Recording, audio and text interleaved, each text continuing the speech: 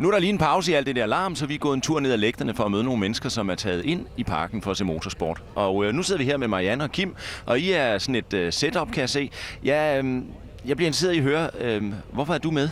Fordi jeg elsker motorsport, og vi er i Mustang-klubben, så vi udstiller også biler hernede. Og så har vi gjort det til en familiebegivenhed hver gang, der er noget. Sidste år var vi også herinde, og der aftalte vi, at vi skulle tilbage i år, og vi skulle være her hele weekenden, og det har vi været. Der har du skulle være meget heldig faktisk at finde en kvinde med nogle sunde interesser, for hun kunne lige så godt gå op i striktøj og sådan noget. Er du sammen med hende, fordi hun interesserer sig for biler, eller interesserer hun sig for biler, fordi hun er sammen med dig? Altså, nu var det tilfældighed, at hun interesserede sig for biler. Det vidste jeg faktisk ikke, da jeg mødte hende. Men jeg må indrømme, når du siger det der med... Jeg har faktisk flere af mine venner herinde, der har sagt, kæft, du er heldig, Kim.